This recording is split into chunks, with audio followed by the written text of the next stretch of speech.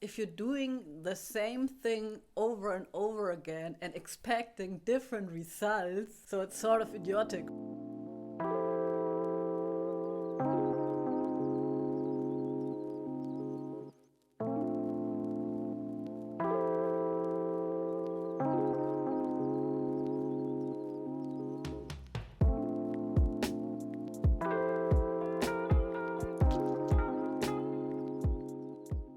You know you can practice all the things you are for the rest of your life. I'm sure you can do that. And maybe you need to practice it for another week because it's still not perfect, but it's never going to be perfect, and you have to let go of it and practice another standard and learn something new, and maybe learn 10 other standards, and then maybe come back to all the things you are and you have a fresh perspective.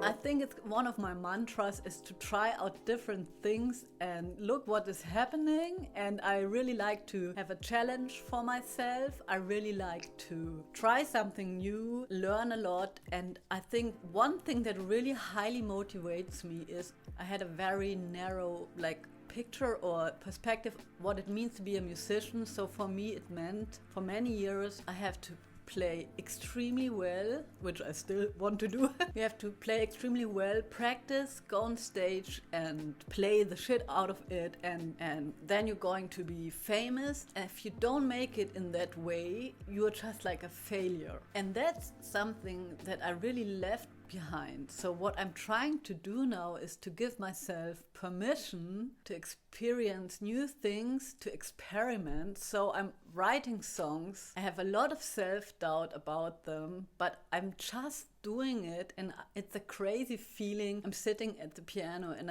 I realize something's coming out and I'm just letting it out, and that's very hard for me because I needed to control everything for a long time, also control the results. And I also thought for a long time the more I would critique myself and the more I would drag myself to the ground, it would make me the better musician.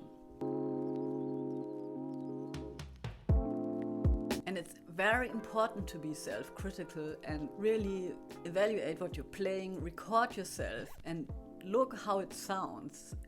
But it's not important to drag yourself to the ground. And if you record yourself, you will find surprising things. So for me, it's always surprising what I don't like and what I like. So it's always different. It's not what I expect it would be. So I can only highly recommend to do that.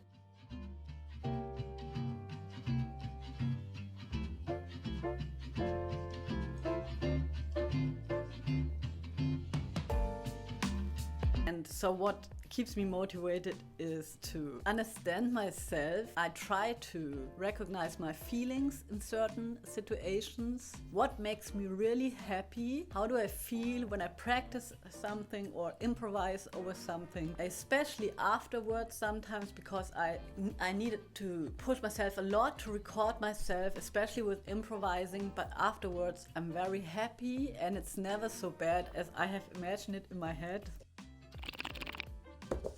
And also what really motivates me is to record it and publish it, because I have been practicing for many, many years in a room on my own and I never recorded anything. I did one record in 2010 in a studio for like 5,000 euros. But then for the rest of my life, I sit in my chamber trying to get better, and nobody will ever hear what I'm doing because I have been waiting for that one day when everything is going to be perfect and then I'm going to publish something. And I realize it's just not the way it works, and that makes me very happy. I have a lot of videos that I can look at and with a distance, and it's also like, you know, it's not, especially with improvisation is so what is it called, not fluent, it's, you know, like improvisation, you improvise, it's a beautiful solo and then it's gone. Or you're going to a concert, somebody's playing a beautiful solo and you take that with you home in your heart. But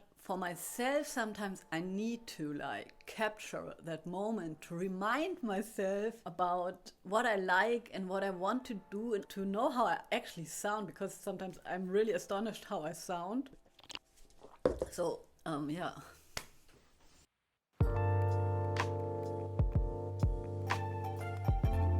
I've been playing the guitar since I'm 16 and I had a lot of struggles and self-doubt if I should stop being or trying to be a musician. I went to study different things for 2 times and came back to the guitar again. And now I realize I don't need to make those detours anymore. I will always come back to the guitar. I will always be a guitarist or a musician. That means for me, I will always be a guitarist. So I will always do that. So then the question for me is, how can I improve? How can I practice? How can I continue? And it's not so much anymore the question, why am I doing it? Because, for example, I have been thinking a long time that I'm only playing the guitar because I want to be special.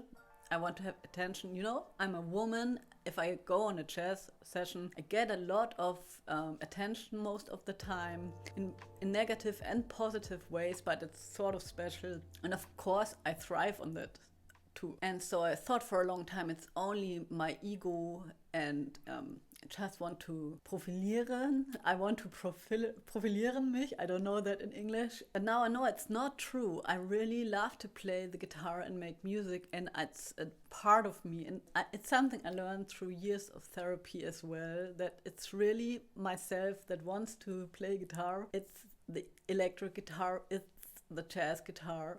I don't know why, but I know it's true, and that helps me tremendously because now I know it's about the how, not about the why.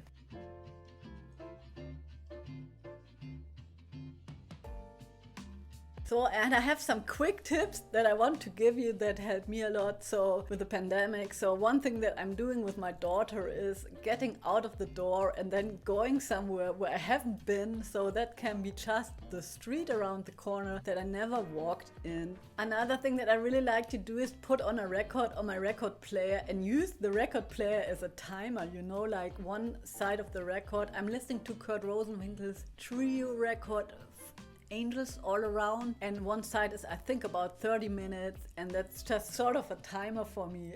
I do something until the record is stopping.